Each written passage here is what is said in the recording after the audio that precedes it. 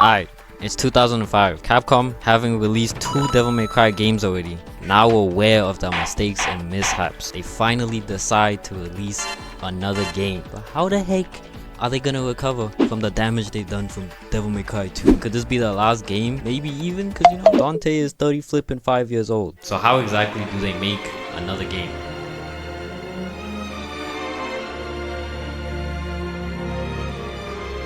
They make a prequel.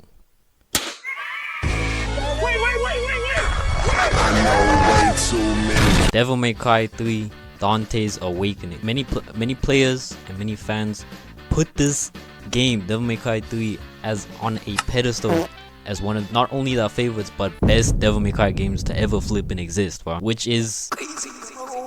So what exactly separates Devil May Cry 3 from the previous games? My friend, that is what I am here to discover. I'm gonna deep dive and review Devil May Cry 3 and see why everyone is meat sucking this game.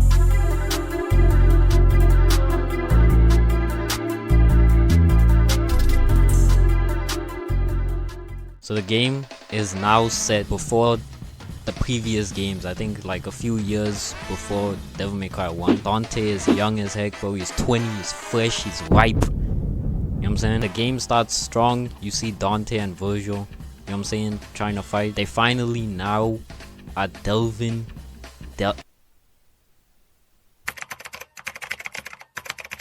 reach inside a receptacle and search for something. To inquire or research deeply or intense. Yeah, I mean, yeah, that's kind of it. Finally diving into this relationship that we haven't seen between Dante and Virgil, you know what I'm saying? Because we really haven't seen much of Virgil, even though, you know what I'm saying, he has been in the game, we haven't seen him at all, bro. So within this section, as a matter of fact, throughout the whole video, I have like way too much to say about this game. So I'm looking at this, bro, way too much, bro.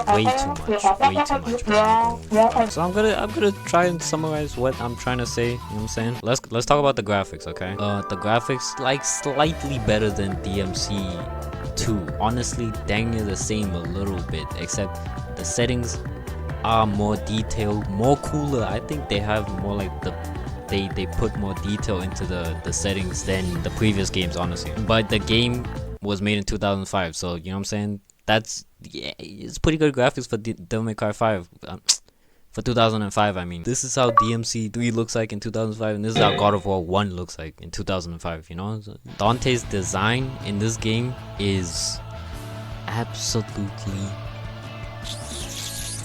honestly, with the first 2 games, you really like the outfits. They fit a certain vibe, you know what I'm saying, a certain serious vibe in particular, bro. But they changed it up here. Even the slightest thing of him just like not having a shirt underneath the cloak, it kind of shows his personality a little bit more, because now it shows, you know what I'm saying, for one, he's mad young, and 2, he's more like, no, goofier than the rest, you know? Capcom was really cooking in that. Honestly, the hair, the flipping, the cloak, he could be a Final Fantasy character. I'm not gonna hold you, bro. Don't even get me flipping started on Virgil's design, bro. In this game, obviously, they got new characters introduced. Another female character, side characters. They always do this. It's becoming a bit of a habit now, but yeah, the game looks great. Looks a little bit more colorful, less dull. Great atmosphere. Settings are pretty cool. The new characters have cool character designs. That's it. That's all I have to say for the first impression. Yeah.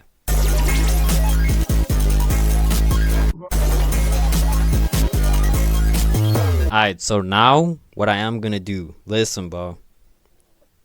Are you listening, bro? Listen, bro. The story mode of this game, honestly, first off, I think it's the best out of 1 and 2. Clearly the flipping best, 100%. It is longer though, which is why when I'm doing this story summary that I'm just about to do, I'm gonna summarize it and simplify it to the max. So if you think I missed out on something, I didn't. I just tried to summarize it, okay? Alright, so the story begins with Dante in his studio for his business. You know what I'm saying? What's it? Devil May Cry? I think that's the name of the business. I don't even know yet. He's in that building and a mysterious bald man pulls up to he just pulls up calmly too. He's walking as if he owns the place, right? So this man is Arkham, one of the antagonists of the game. You know, we do have Virgil in this, so I gotta say one of the antagonists. Also, for those not knowing, Virgil is Dante's twin brother.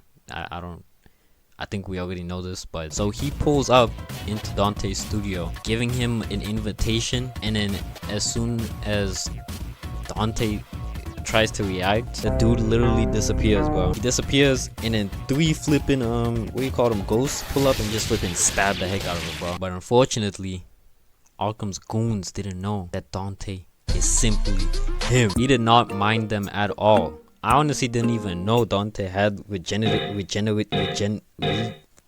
unfazed. We start fighting them. We walk outside the building, and then boom, a huge tower just has an insane erection and pulls out from the flipping ground. Big flipping tower, okay? So this tower, did learn a little bit of it. I'm gonna be real with you, I did not know a thing about this tower during the game, but yeah. This tower is a main factor to merging the demon and human world, which is what Virgil wants, right? But Virgil, in order to do this, he has to get Dante's necklace. He only has one. He has to get the other one. But unfortunately, Dante's not getting his chain. Dante goes to the tower. In this tower, he's like Daniel going through a gauntlet of demons. And as he's doing that, I think he was fighting King Cerberus. And then we see flipping the female character. The new female character. It's not Lucia, it's not Trish. Now, it's the most creative character you could have think of. The most high depth character. I wish I was joking. Daniel has more depth than Trish and Lucia. I'm not gonna hold you back. And her name is Lady. She pulls up, tries fighting Dante. Dante, you know, I don't know what happens. He starts riding on a flipping rocket, I guess. And then, yeah, she dips, I guess. Yeah. So she basically wants to kill Arkham, because Arkham is her father. And Arkham killed her mother, and she sliding for her mother, basically. Yeah, I said high depth.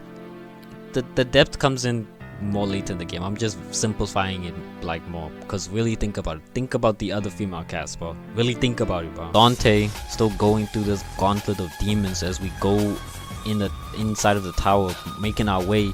We meet up with a jester, right?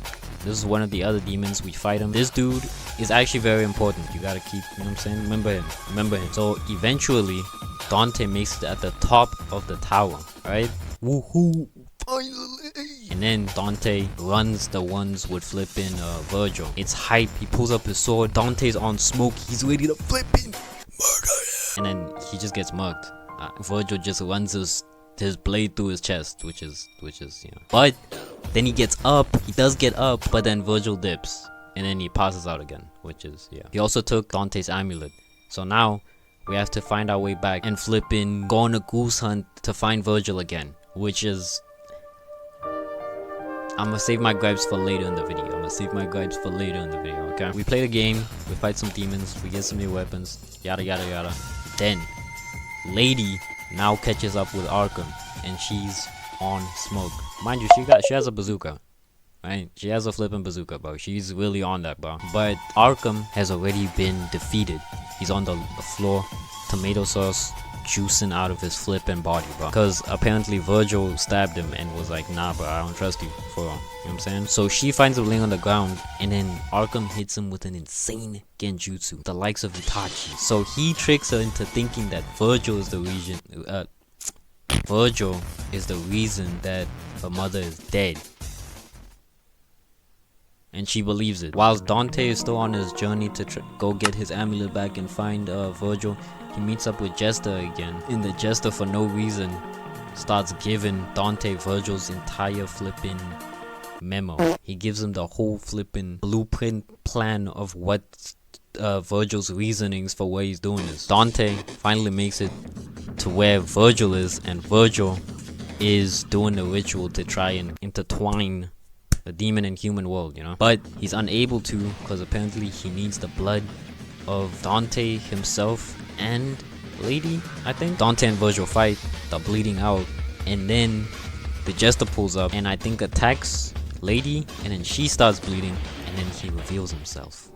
He's actually been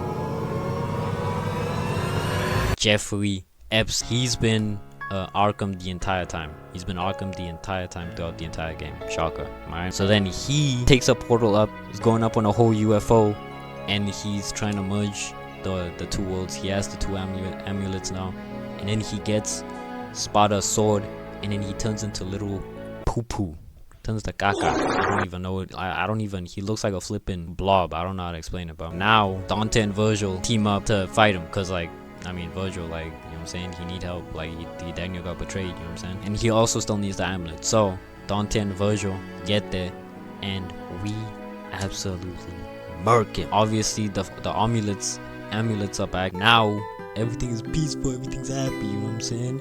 The end of the game. Roll the credits. Except Virgil was not feeling that, bro. He still wanted the amulet after all that, bro. The only thing left to do is to scrap. So Dante and Virgil scrap for the last time, and I'm not gonna hold you. This boss fight was hard as heck, bro. Have you ever had a boss fight where your only option is to spam? Your best option is to spam, honestly, bro. But then obviously, you know what I'm saying, protagonist Dante wins, and then Virgil pays homage to Shisui, and then yeah, the day is saved. And then, you know what I'm saying, Dante, yeah, this is the third time he says this, but he says the same corny line, bro. Devils never cry. I see. That is trash, dog. Get the off the airwaves.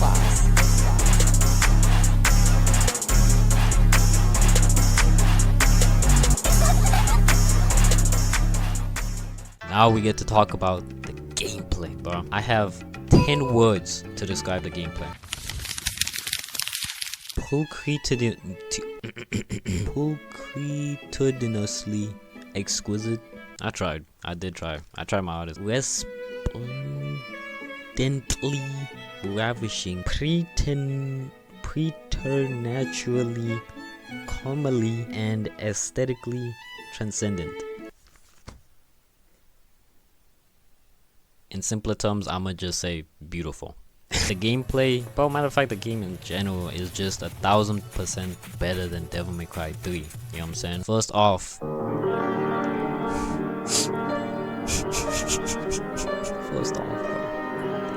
they nerfed the guns.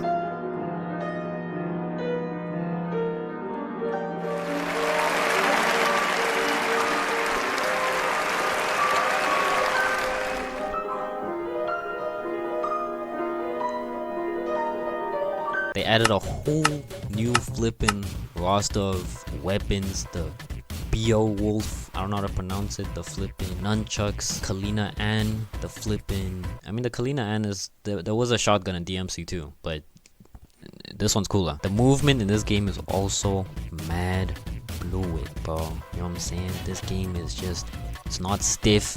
Movement is very fun, and honestly, I'm not the best at the game. I've never been the best at Devil May Cry games, but I have seen people do insane combos on this game, bro. I can meat suck the game for like flipping ages, bro. I can meat suck the game for ages. Like, the gameplay is just too flipping fun. Yeah. They did add a lot to the game, right? A lot of additions that were put into the game that were honestly somewhat good additions, you know. I'd say the styles were a good addition, you know what I'm saying? Gives you various amount of things you could flip in, block, you could evade with certain styles, you could even freeze flip in time with some styles. But one thing I did hate was that in order to flipping change a style, you had to go to a divinity statue. Bro, like I can't dodge. I need to change my style. I need to change my style, bro. I need to change my style. Sorry, I can't see chat. I remember starting off the game not knowing which style to choose, and then choosing some gaga, and then I couldn't change it until I found a flipping divinity statue. I don't know why they did that. I don't know why Capcom decided to do that, bro. Also, one thing I did hate about the gameplay as well, they didn't carry out the one thing I really liked from Devil May Cry 2, just the movement, bro. I couldn't just go to a wall and do a flip. I'm robbed. I was robbed, bro. That's somewhat summed up some of the things I wanted to say about this game. I could have said a lot more. I could have said a lot more, bro, but for the sake of the video, I decided to shorten up a lot of what I wanted to say. I'm giving it an 8 out of 9. No, 8 out of 10. My fault. I don't know why I said 8 out of 9. An 8 out of 10, which is still good, bro. An 8 out of 10, that's not even average. Come on, bro. 8 out of 10, that's dang near close to perfection, bro. You know what I'm saying? Is there even gonna be a game that's ever a 10? That's all I have to say for the video. If y'all want to see me play Devil May Cry 4, or if y'all want to see Devil May Cry 4 content anytime soon, I will be trying to stream it on the Twitch in the link in the description. Make sure to check that out. I haven't really beaten the game yet, so I still need to, I'm still working on that. Then I will be fully making a review on that, but for now on, the Devil May Cry content on the main channel will be at a halt. So if y'all want to see that, bro, go to the Twitch, you know what I'm saying? But yeah, I appreciate y'all for watching. That's all I had to say about Devil May Cry 3. I could have said more. I could have made this an hour-long video, but I didn't. But yeah, thank y'all for watching. I'm gonna see y'all in the next video.